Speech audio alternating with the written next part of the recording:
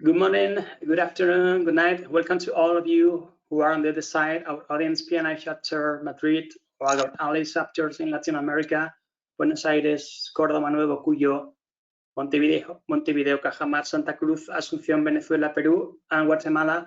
We also welcome the remaining chapters in Latin America invited to this presentation, and all of you who are listening from Spain and from any corner of the world. We appreciate your interest and assistance.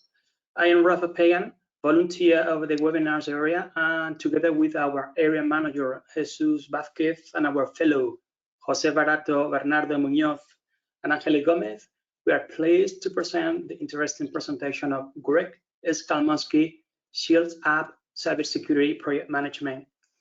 First of all, many thanks, Greg, for your cooperation and for sharing your experience and knowledge with the subject as you present today. We are now registered 153 attendees to the presentation from different countries. Thank you very much. In this paper, Greg will explain us that we expect more automation, integration, and online activity in the foreseeable future, resulting in more cybersecurity risks and issues. Therefore, organizations and individuals are spending more resources on cybersecurity projects to implement, maintain, and optimize the confidentiality, integrity, and availability of their digital services and data. The demand for cybersecurity projects and expertise is growing.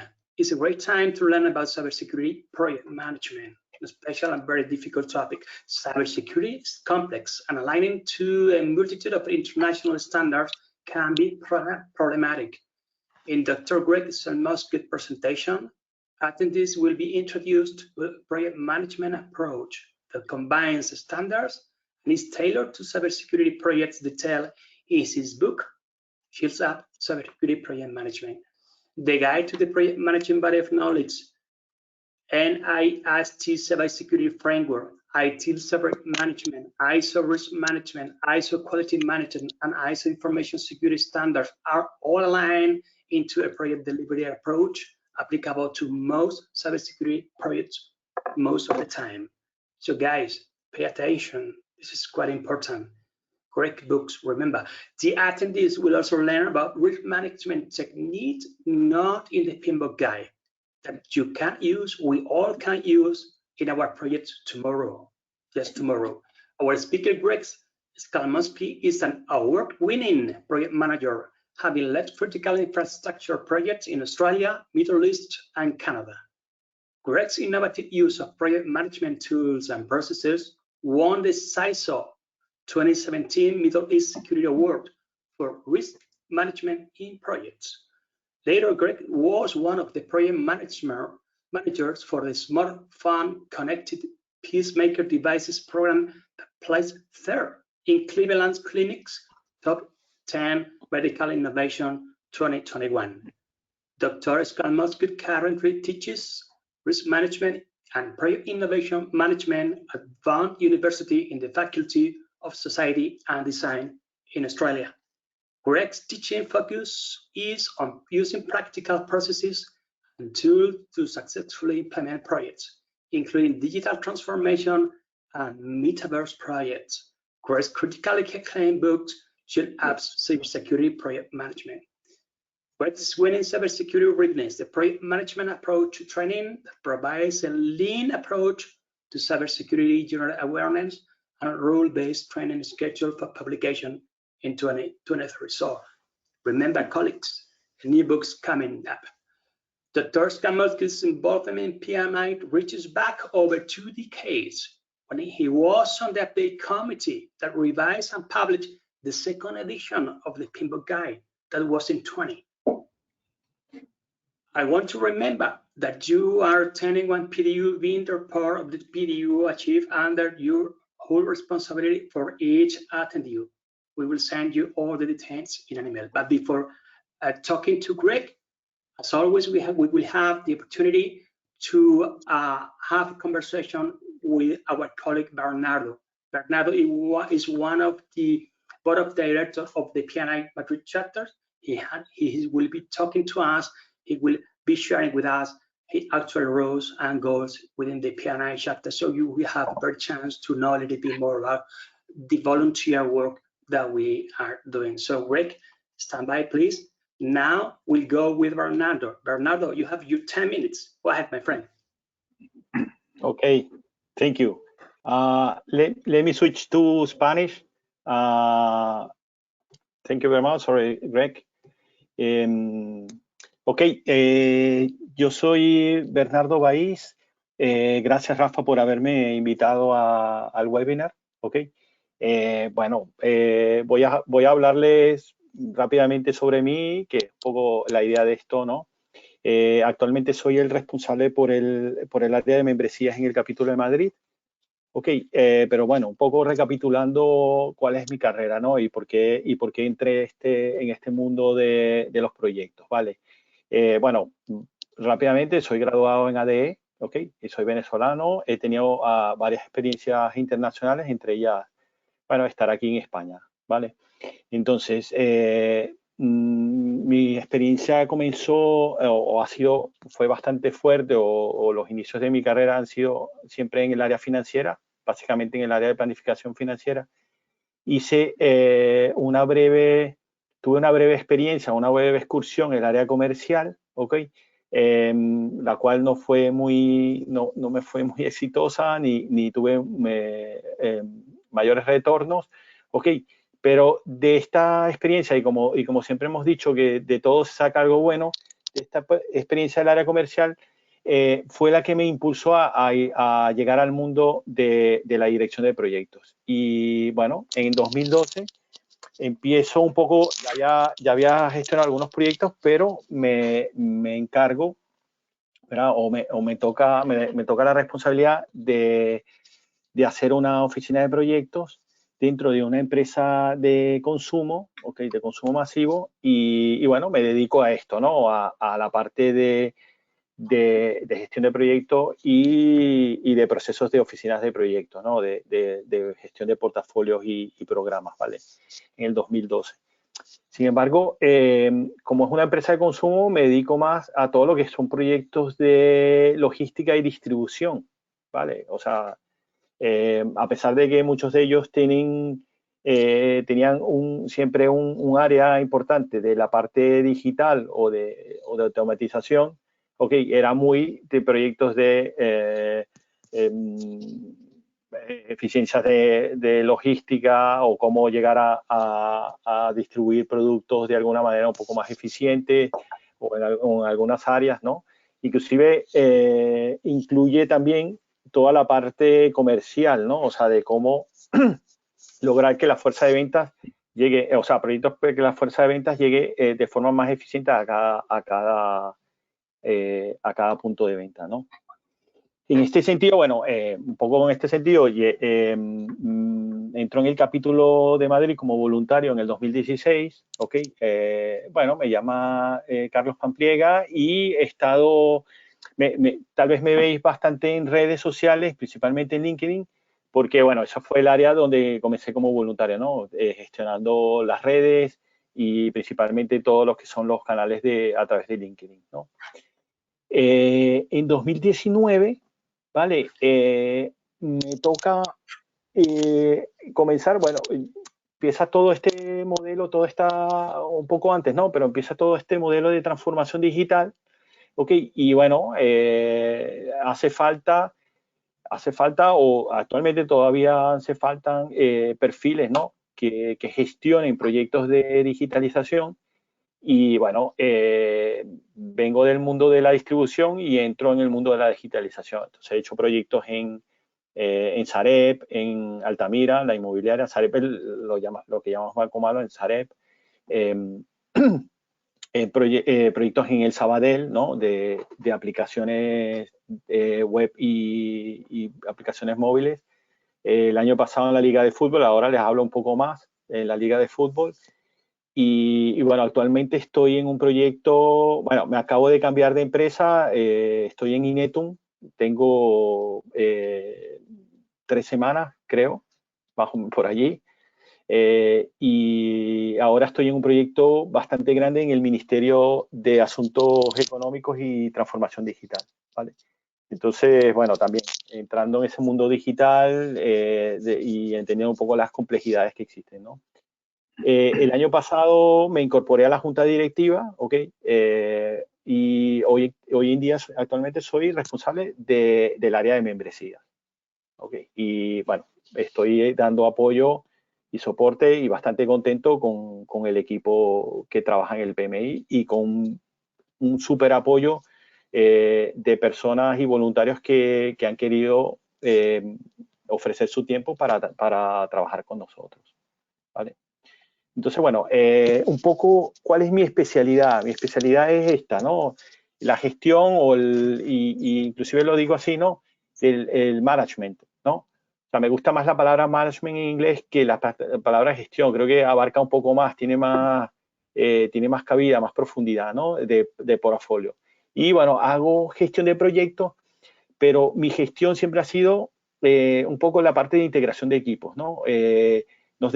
Tenemos muchos problemas de que desarrollamos proyectos, cada uno de los equipos está desarrollando, está haciendo sus desarrollos individualmente, porque, bueno, porque las organizaciones son así, están muy distribuidas en silos y cada uno va bastante independiente. Entonces, de forma transversal, buscar que esos equipos se integren y se consiga el objetivo, que al final es entregar el objetivo, ¿no? del proyecto, del alcance, ¿vale?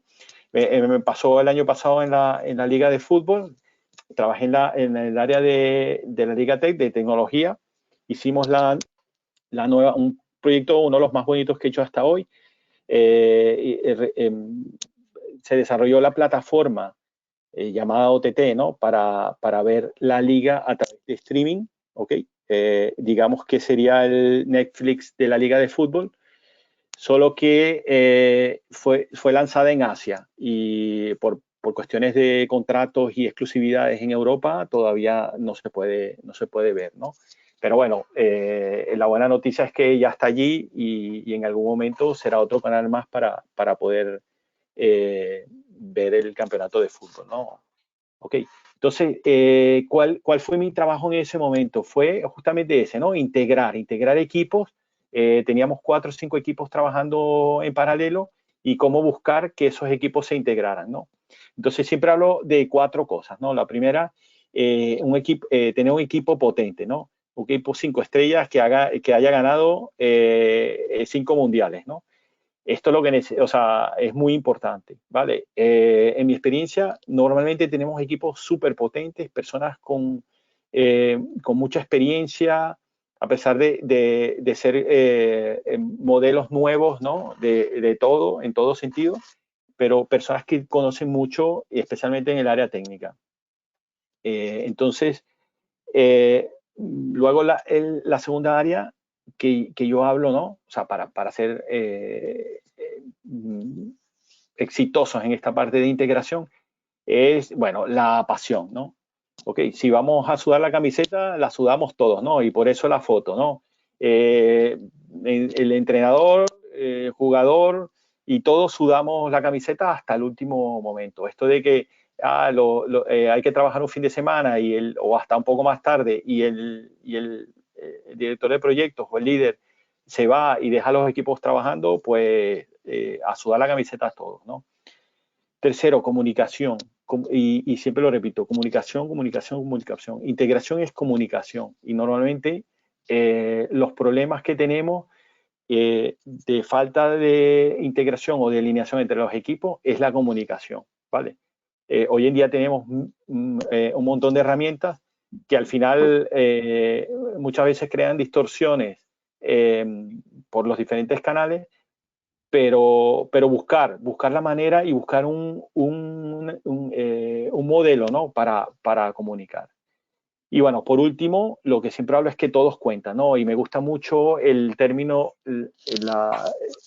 o la experiencia de que llega aquella persona y levanta la mano y dice, ¿por qué no hacemos las cosas de esta manera, etcétera? Y ese es el que hay que escuchar, ¿vale? Porque Pues, muchas veces esta persona técnica, si me das 30 segundos, Rafa, termino. Esa persona muy técnica da un detalle, un pequeño tip que nos hace sacar el proyecto adelante, ¿vale? Bueno, hasta aquí. Estoy a la orden del capítulo y eso era todo. Muchísimas gracias, Bernardo. De nuevo hemos tenido en estos 10 minutitos, ¿no? Como sabéis, los que nos estáis siguiendo en el canal de YouTube, en la sesión de webinars, tenemos 10 minutos para conocer a nuestros colegas de la Junta Directiva, más a nivel personal, con el objetivo de que conozcáis de primera mano quiénes son. Los datos de contacto los tenéis ahí. Cualquier cosa que necesitéis a nivel de membresía, tenéis ahí los datos de contacto, correo electrónico de Bernardo a través de la plataforma, a través de la página web de PMI. And now, without any further delay, I will leave you in the company of Rick Skulmoski as Paper Shield App, Cybersecurity Project Management. I'm going to pass the role of presenter to Greg. So, Greg, it's up to you. We'll be very, very thankful for having you here with all of us today. Thank you. Thank you, Rafa and Bernardo. Thank you very much, and welcome to all of you attending. Do you see my full screen? Correct, totally okay. Yes. Okay, well, let's begin. Tonight, I want to talk about cybersecurity project management. And last year, I published a book with Business Expert Press, and I'm going to talk tonight about cybersecurity project management. I'm going to look at 3 key points tonight. First of all, cybersecurity is a risk management. Second is that there's no cybersecurity without projects. So that's us. We are risk managers and we specialize in project management. And finally, there's an increased number of opportunities for us to get involved in projects. So it's a good time to be in project management, and cybersecurity is offering many opportunities. I was in finance projects in the 1990s, and they all had troubles. So I decided to do a PhD, go back to school at University of Calgary, and it was there that I learned about PMI. So I got involved, volunteered at PMI, and eventually one thing led to another, and I became involved in the update of the PMBOK guide for the year 2000, version 2.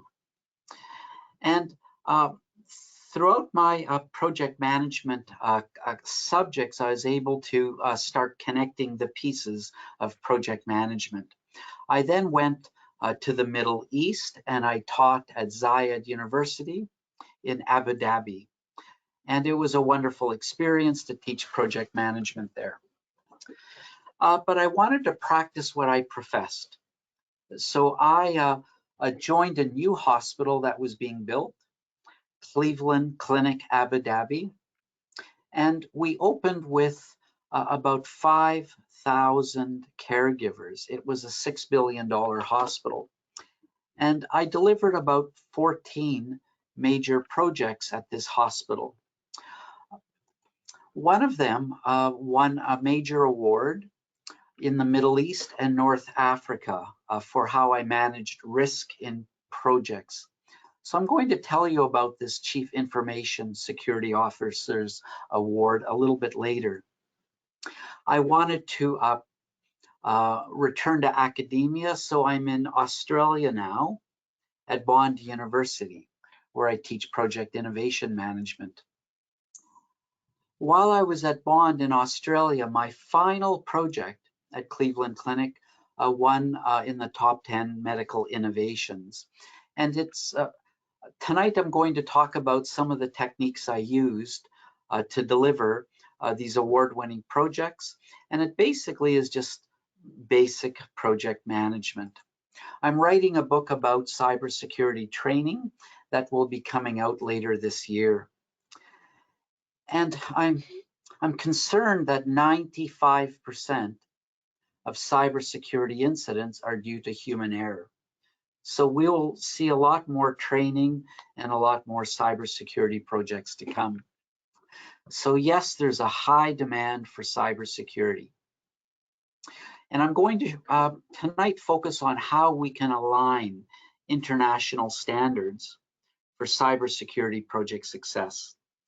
And that some of those projects will help us improve our maturity.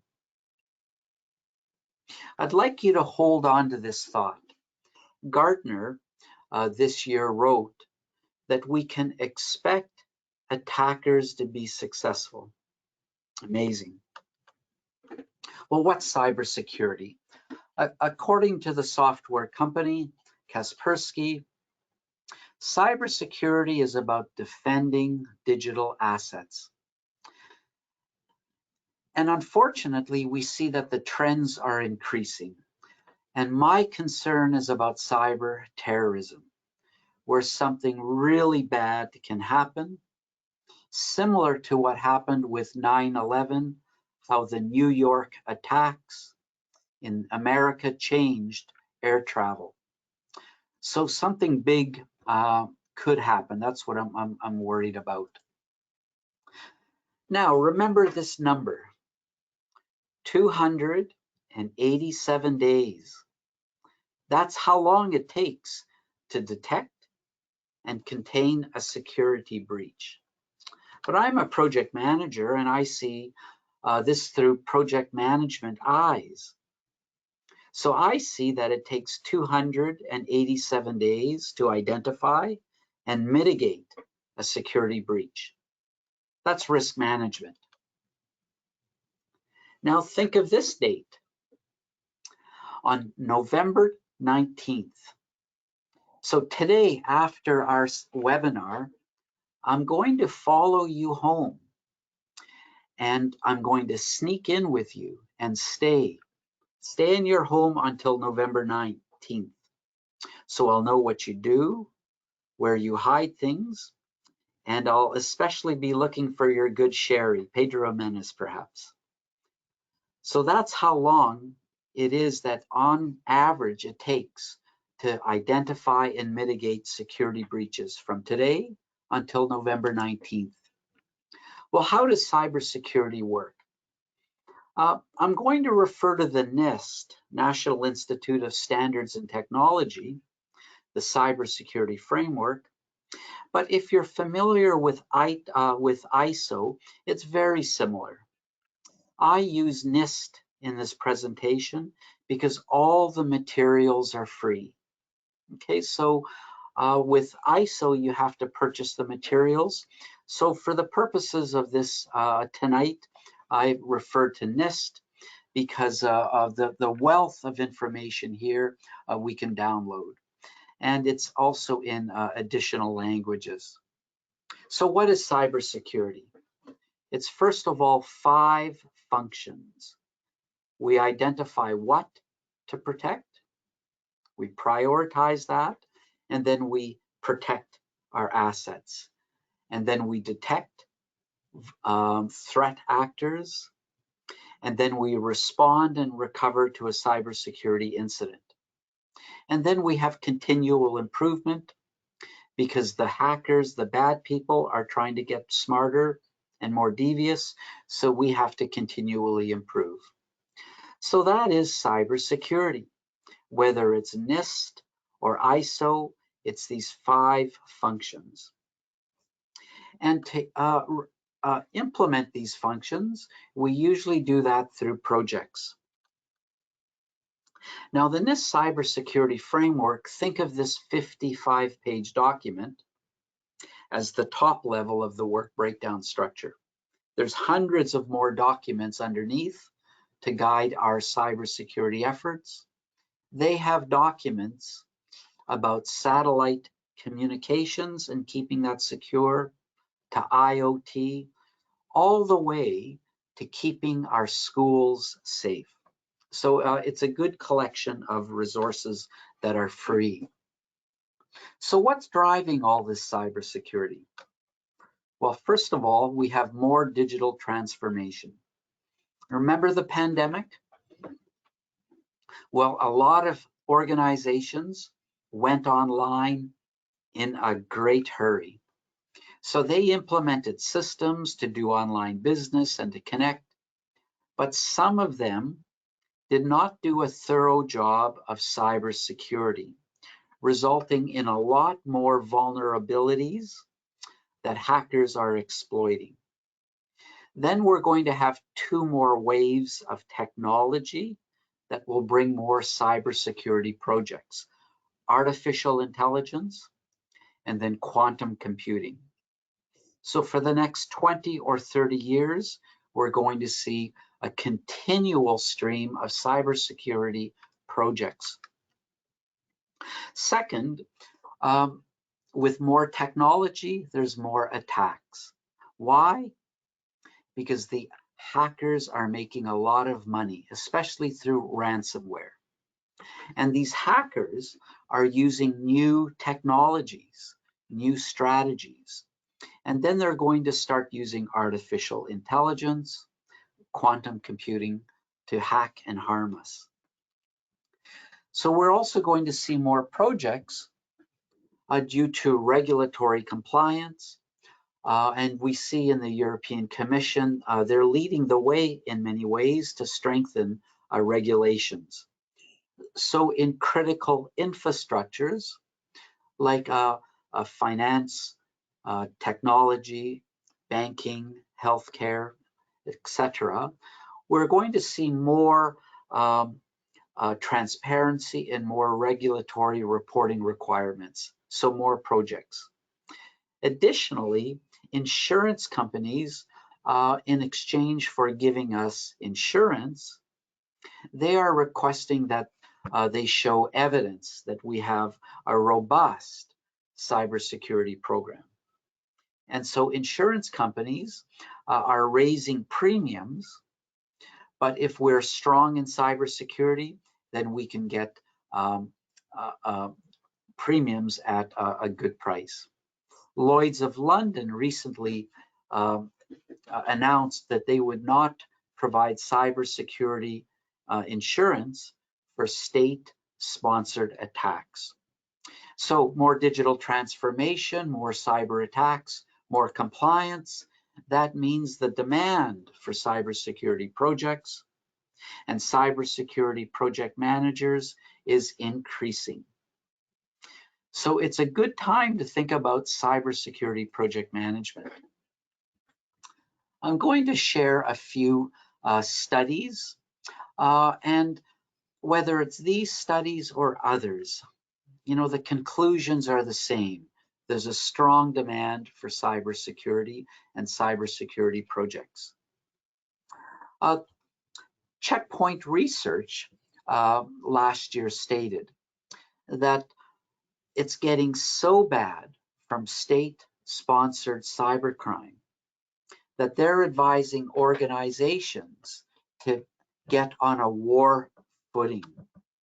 Microsoft identified these 4 countries as the leading sponsors of cybercrime.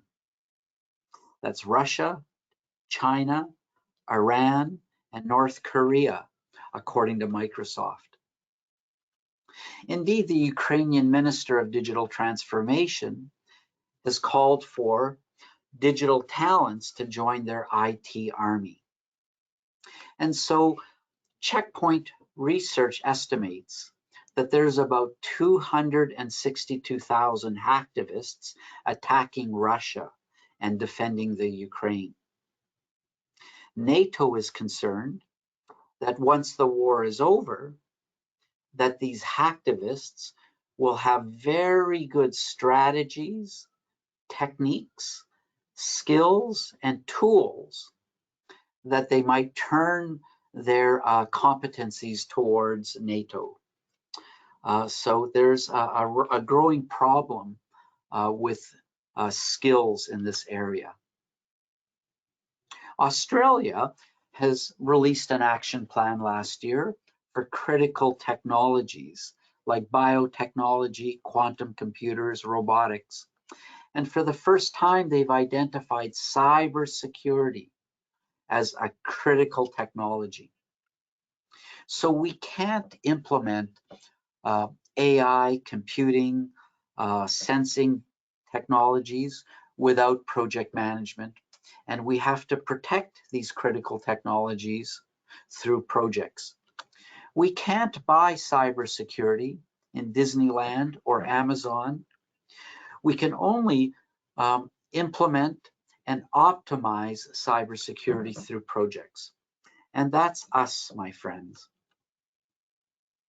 If you're working with these technologies, or if you're working in a critical industry like healthcare, government, defense, you might consider updating your CV that you are working in critical industries on critical industry projects.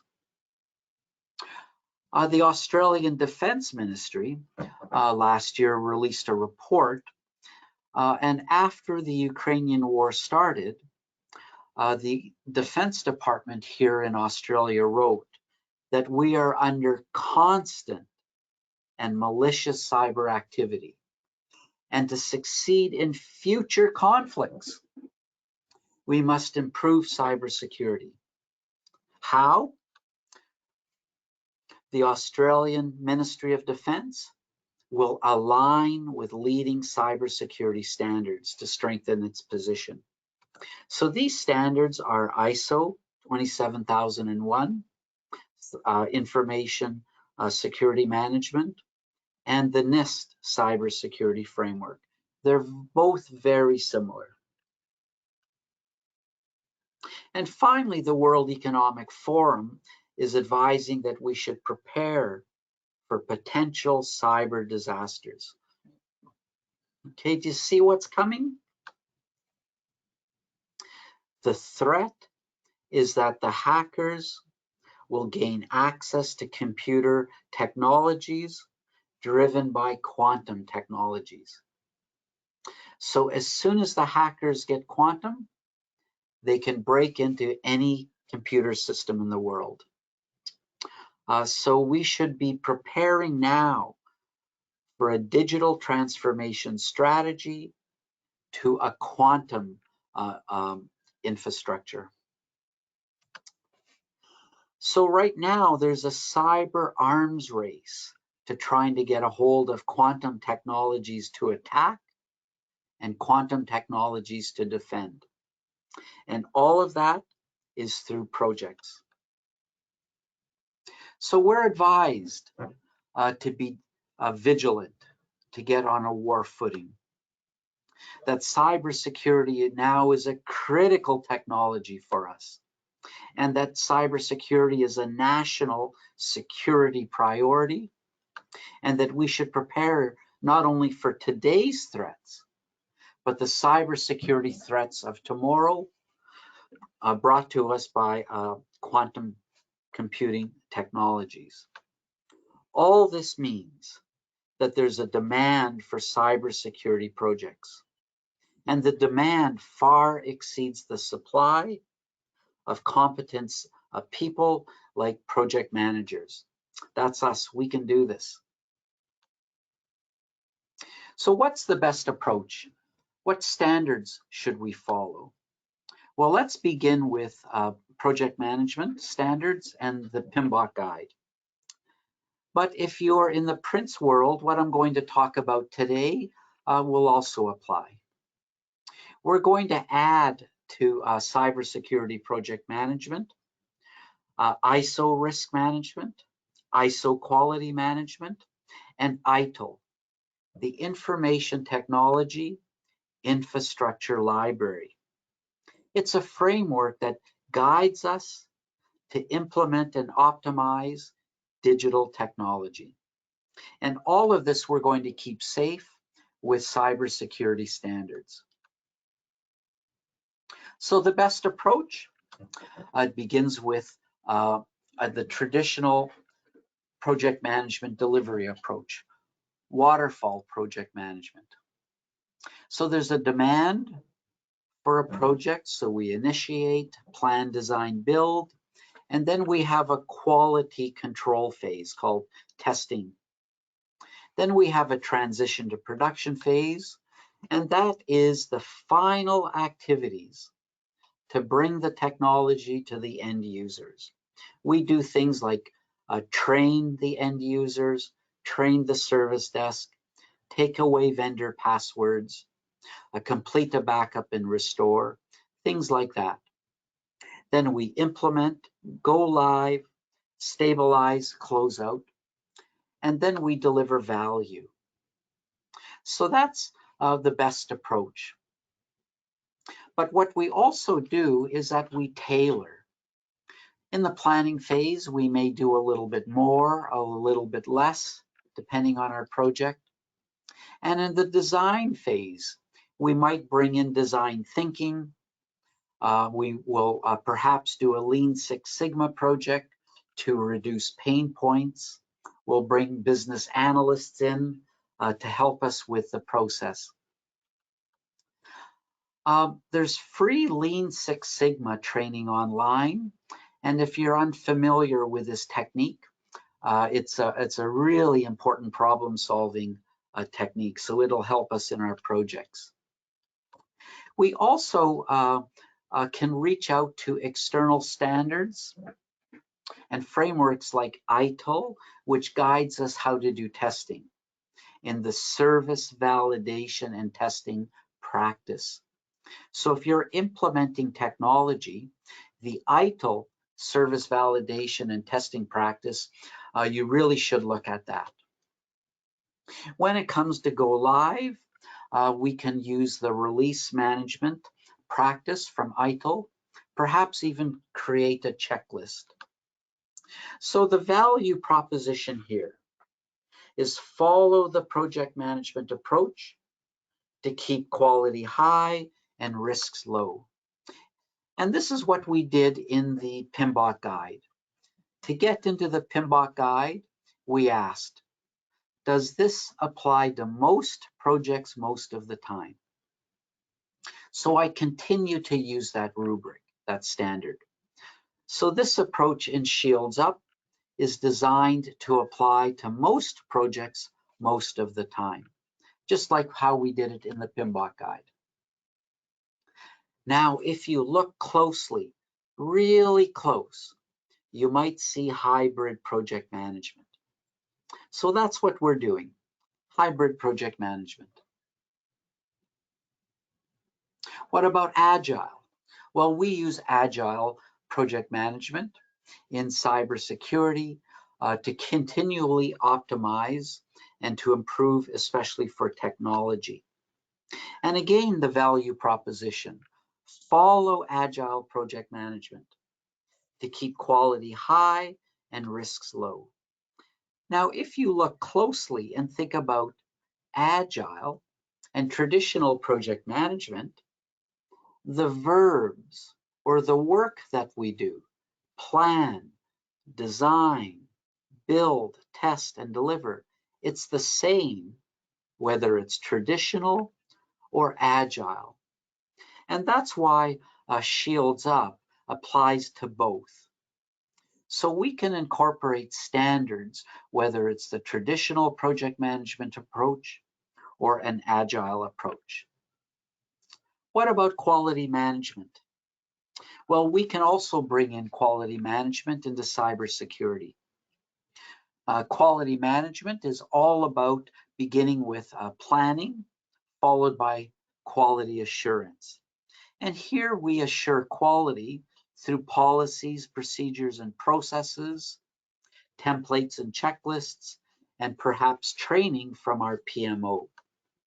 Then we develop a project plan, and then we complete the work.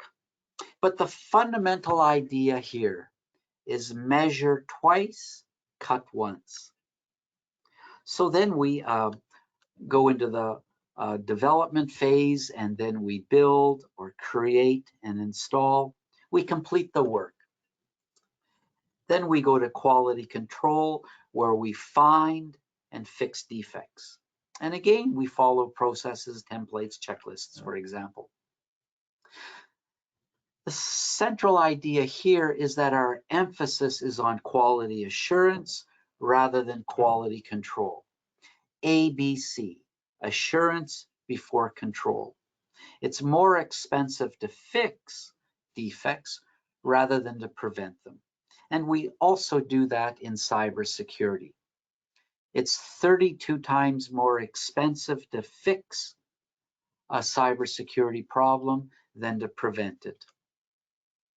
Now, if you think about it, what we do in the planning phase to develop a project plan is really quality assurance. So in the project planning phase, we develop a project plan, get approval to proceed, and then we complete the project work. So my friends, we're experts not only in risk management, but quality management too. So the value proposition is the same. Follow quality management to keep quality high and the risks low. And this is aligned with what we do in the PMBOK guide. Continual improvement in quality management works the same in cybersecurity. We rely on the Deming cycle. Plan, do, check, act. And we use that in cybersecurity, especially in optimization. Now, did you know that Deming read Walter Schuhart's book, Statistical Methods from the Viewpoint of Quality Control? And in the book, Schuhart presented the Schuhart cycle, three-step process, iterative, specification, production, and then inspection. And then Deming wrote that and expanded it to his Plan, Do, Check, Act. Indeed, the Schuhart cycle originally was linear, not iterative. But he thought about it, made it iterative. Ed Deming was influenced by Schuhart. He came up with the Deming cycle. And project managers, we came up with agile project management about 25 years ago when software engineering had a major problem with quality and were delivering applications that were late with poor functionality. So the agile group, they looked at quality management and improvement and built agile project management based on the Deming cycle. One thing I love about Deming is his quotes. Deming wrote that leadership is only 99% of the problem. So that's us. We're project managers. We're either part of the problem or the solution.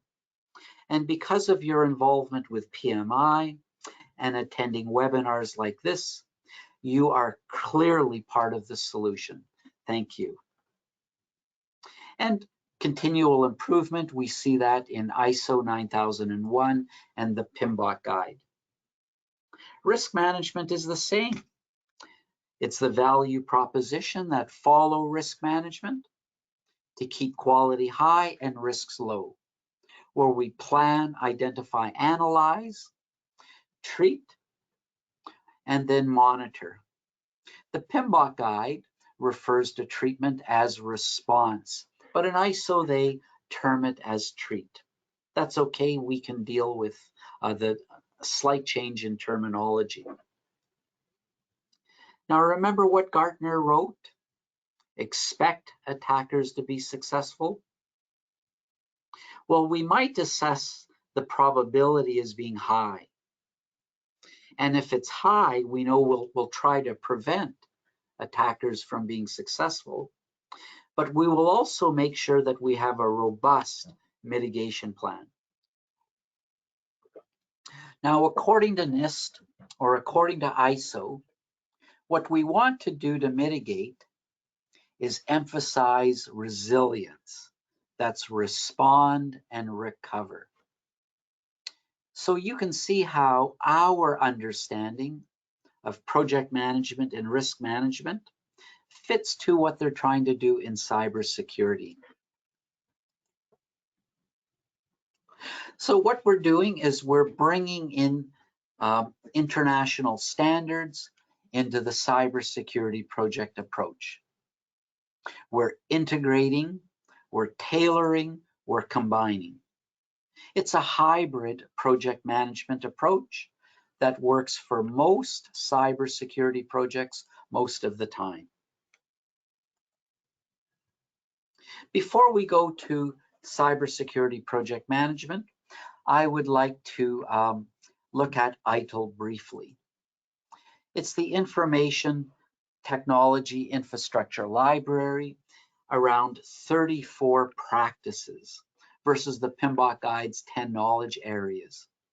ITIL begins with a demand for technology, and that's in the service management practice. Then we initiate a project and use risk management to deliver a successful project.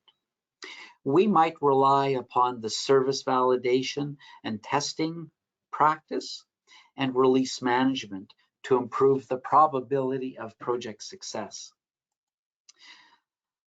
What they do in ITIL project management and ITIL risk management, it aligns with risk management in ISO and the PMBOK Guide. Then we deliver our project, and if anything goes wrong, ITIL has the service desk and incident management, where we get a ticket and they fix our problem. If we want a new service, a new printer, a new laptop, a new application, we have the service request management practice to manage new requests. And we continually try to improve our digital services. So this is aligned with ISO quality management and what we do in the PMBOK Guide. So that's ITIL. It's very similar to COBIT. And so if you're familiar with COBIT, what we do in Shields Up also works. So we begin with a demand for a product or service. We implement a project. We deliver cybersecurity. And we have a way for continuous improvement. We can either improve through sprints to improve technology with agile sprints. We can use the Lean Six Sigma approach, the DMAIC approach, to improve processes, to remove pain points, or we can improve people training using the ADDIE instructional design process. Analyze training, design and develop training, implement and evaluate training, ADDIE instructional design. So we know how to implement cybersecurity, and we have the tools and techniques to do continual improvement. So here's a way we can bring together standards and apply them to cybersecurity. But this approach also works for critical technologies as well. But tonight I'm talking about cybersecurity. Well, let's take this approach to cybersecurity project management. And there's three main use cases. The first use case is where we implement software, cybersecurity software. Okay, so what we want to do is implement new SOAR software, security orchestration, automation, and response software, version 2.3 from a certain vendor. So what we want to do, the organization wishes to improve their detect and respond capabilities. So we can't buy this software from Disney or Amazon. We have to implement a project to improve our detection and response capabilities.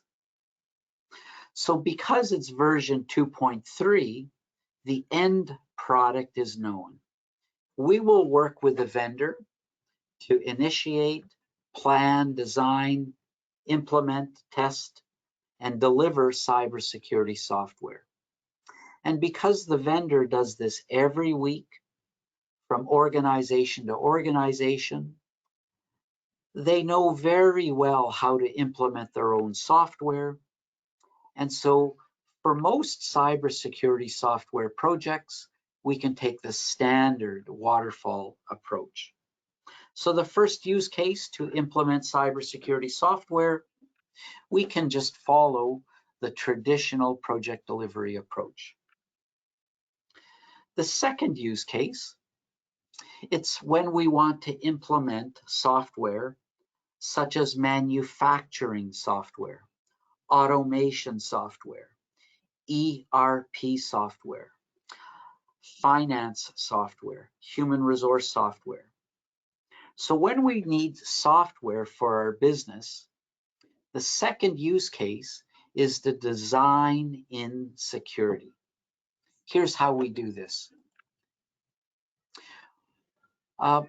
We know that our version is perhaps 3.4 and it's industrial automation or ERP. So we can take the standard delivery approach. It begins with a demand, and so we initiate a project. And because we understand project stakeholder management, we think about who is involved in our project. And so IT security is one of those people and groups that we should think about. So we invite IT security to the planning phase, and we might verify our T2P checklist because we have to account for that time. Now, what IT security is concerned about, they say, don't build what you can't protect. So we invite IT security into the design phase. We bring project management, they bring ISO or NIST cybersecurity standards. But they might also bring other standards as well, industry standards, like the HIPAA standard for healthcare. So that we go in, we build, we test. IT security does penetration testing and the final items to take our software safe to deliver value. So that is how we design in cybersecurity. We invite the IT security team to our projects. We invite them to plan and the design phase. And this is all I did to win a major award in the Middle East and North Africa. I simply did project stakeholder management, and that was enough to win this award because I didn't surprise the IT security team. Now, the final cybersecurity use case is to conduct a cybersecurity audit. And simply what we do, we want to figure out where we are today and where we want to go tomorrow. So we might understand that we need to improve detection and response capabilities. So we might implement a project to improve our maturity and move through the tiers. These are very low complexity projects because there's no testing. The requirements are very clear. It's either NIST or ISO. And we can follow the auditing process. For example, the ISO guidelines for auditing. You can find that online. So if you wish to get into cybersecurity project management, consider auditing projects. They're a low complexity project and an easy way to get into cybersecurity project management. Now, the way these functions work is that we assess against these functions, and then we assess the categories. So we might assess everything in the protect function or just a few, or we might assess everything, a comprehensive audit. It depends on the organization. But let's look at how this works briefly so you can see it's the type of project we can do. So what we do is we go to each category for each function. And here we ask that the users provide evidence that there's training. That's it. Category by category, subcategory. Now, with these subcategories, all users have to be informed and trained. So we ask, show us the evidence. Are you doing this? There might be links to a cybersecurity awareness program. And then here we have 4 groups or 4 different roles. Privileged users require training. Third-party stakeholders, supply chain require training. Senior executives and board members require training. And our physical security guards and cybersecurity personnel. So we have 2 types of training, and the auditing would just ask, tell me how you do this and show me the evidence. So these are the types of projects we're going to see a lot more.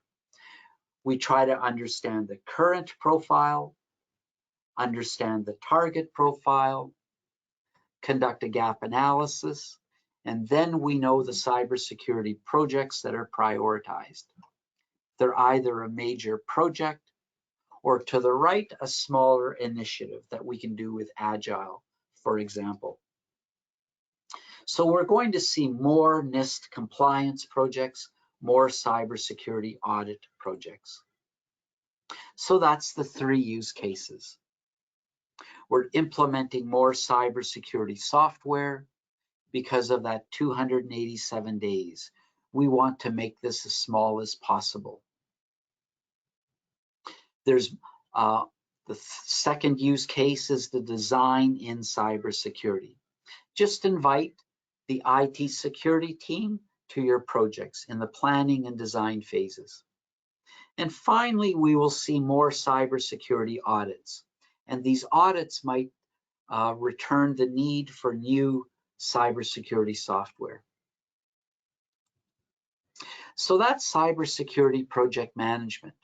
It begins with aligning the standards. So we take ITIL, there's a demand for technology, we implement the project, we bring project management, IT security brings in ISO or NIST. We implement cybersecurity. Then when we want to optimize or continual improvement, we can use technology sprints, Lean Six Sigma studies, or we can train people with the ADDIE instructional design model. So we work in the project environment, and cybersecurity occurs in operations or the production environment. All of this is aligned in what we do in the PMBOK guide. And so tonight there's 3 main points I wanted to make. First of all, is that cybersecurity is risk management. We know how to do this. Second, cybersecurity depends on project management. We can't buy cybersecurity from Amazon. We have to form project teams, implement projects to implement and optimize cybersecurity. They need us. And finally, there's more and more cybersecurity projects, such as auditing projects. And auditing projects are non-technical cybersecurity project work. And if you don't have a strong technical background, there is still room for you in cybersecurity. We need people in cybersecurity that have strong technical backgrounds, all the way to people like me that are just project managers. So it's a good time to get into cybersecurity project management. We have the tools and the background, and there's an increasing demand for our services. So I've summed up this approach in Shields Up, and it's getting very positive reviews.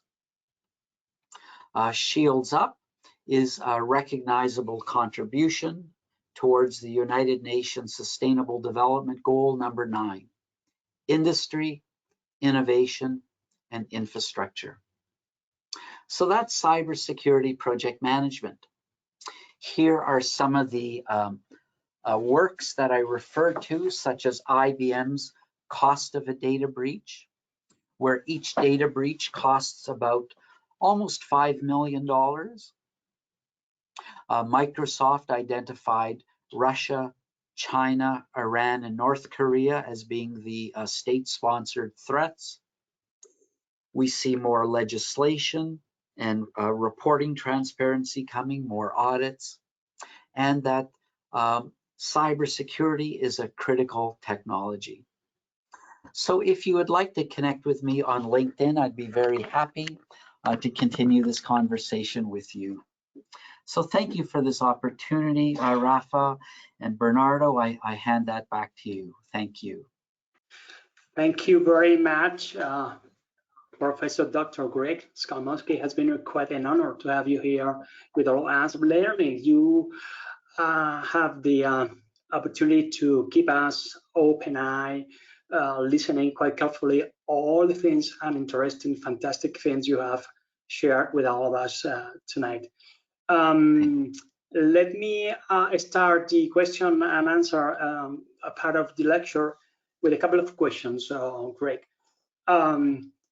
Do you believe that having that cybersecurity awareness could be in the near future a very important factor in choosing the right project manager for a specific initiative? And the second question could be, okay, now, for example, I am a PM, I'm holding my PMP certification, I have a lot of work today. Greg has told me about cybersecurity. This is quite interesting for me. But what could be the first step in gaining that cybersecurity awareness? That could be the first step. What can I do? Thank you. Okay. Well, regarding the first question, I'm not sure if I fully understood, but in choosing a project manager, it's more about a project manager who is competent in project management. We bring project management. IT security brings cybersecurity.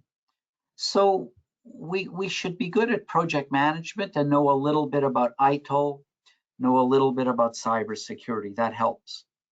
But fundamentally, we bring project management, specifically quality assurance and risk management.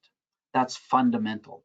Yeah. So because cybersecurity occurs on the operations side, that's not where we work. We work on the project side.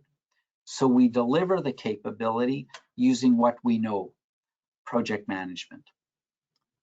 Now, the second question about the first step, I just recommend on LinkedIn is start to follow cybersecurity thought leaders. So follow people, follow organizations. I like to follow the World Economic Forum, McKinsey, Microsoft, IBM, you know, the big companies like PricewaterhouseCoopers. So start following companies like this just to start understanding what's happening. You can also then,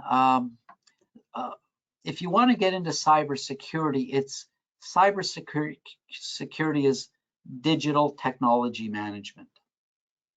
So I would probably read about ITIL just to understand that foundation, and specifically the how to test and release management, those two practices. And there's lots online.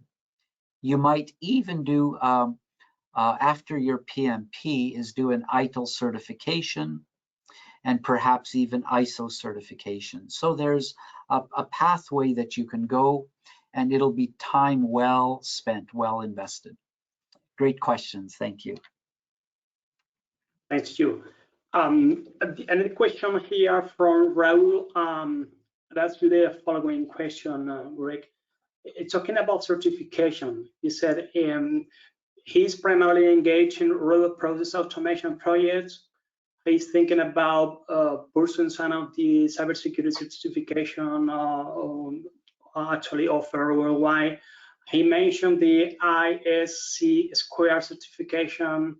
What do you think about it? Could be a good movement for him Yes. to go from that? Yes, yes. So as long as you have project management, so the cybersecurity certificates, they range from being very technical to very non-technical.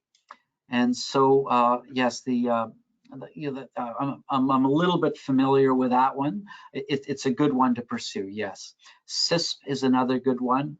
So any of those will get you a good foundation to deliver projects. So if you want to stay in project management, not do cybersecurity, but deliver cybersecurity functionality, stay a project manager, then it's ITIL as a foundation and any cybersecurity to get that background. Okay, remember, you're not doing cybersecurity. You're not doing the detection or the prevention. Okay, you're not doing the technical tasks. We plan, design like this. In the design phase, a background in cybersecurity will help you. When we do testing, a background will help you in cybersecurity. When we do release management, you will better understand the IT security team because they'll be doing penetration testing, for example. Yeah. So I see. Yeah. We have clearly seen the point that we are acting like a real integrator of all that Yes. specialists, a domain specialist. We are having that account in cybersecurity from the beginning, as you mentioned, identify project stakeholders, who are the cybersecurity requirements, who are the guys who knows better than I, that must be present, part of the project team. Absolutely. Yeah, absolutely. Thank you. I'm going to also take the opportunity to invite to all of you, all the attendees, to share with us if you have any interesting topic for our community of project managers, and you will be willing to share with us, as Greg has done today. I'm going to give you my detail here in the chat box, so you make contact with me later. Greg, last question for you, Professor. What is coming up? Apart from quantum, we are expecting your new book. What are you going to talk about in that book? What is coming up? Well, so right now I have a book, it's in peer review, and that's how to train. And so there's going to be a lot more training. So last year, there was a 38% increase in cyber incidents. 38%. I wish my bank account would go up that much. But a 30% increase, and 95% of the incidents, 95 due to human error. So there's going to be a lot of benefit by improving competency and hygiene through training. So there's going to be more training emphasis, more training projects, and we can do that. Okay. So that's the second book. So I've started a third book on cybersecurity for quantum. And they expect between 5 and 15 years, we should transition to quantum cybersecurity. In 5 or 10 years, that will give us a gradual, well thought out path to be ready for cybersecurity, either to use it in quantum security business cases, use cases, like better finance, better drugs, all this, or to protect us against hackers that have quantum cybersecurity tools. So the third book and the advice of the World Economic Forum is that we should start thinking about transitioning to quantum now rather than later. Just like brushing our teeth every day a little bit, it's the easiest way rather than at the end to brush before our dentist. Absolutely, yeah. We want to get the habit within our operating mindset all daily. Absolutely. Thank you, Professor Dr. Greg Skulmoski. Has been quite honor, and I hope we have the chance to meet in person sooner than later in the next future. we'll keep in contact. This is your home. Whenever you want, we will be very happy to have you again here with all us. With this answer of Professor ends our webinar this month. I remind you with that assistant, you will obtain one PDF. I will send you all the details in an email with the corresponding instructions. Again, thanks to all attendees, and especially to you, Greg, for sharing your knowledge in this magnificent presentation. I want to invite you to March webinar. On the 9th, Edgardo Safranchi, P&O Manager, Portfolio Manager, will present as Discipline Agile. Greg also talk about Discipline Agile. A solid base for gaining the organizational agility that will be conducted in Spanish as always, and we will publish the corresponding information in our network, so you maybe have a chance to register for that. We're waiting for you, colleagues, friends, on March the 16th. Cordial greeting, Greg. Thanks again. This is your home. Good night. Thank you. Bye-bye.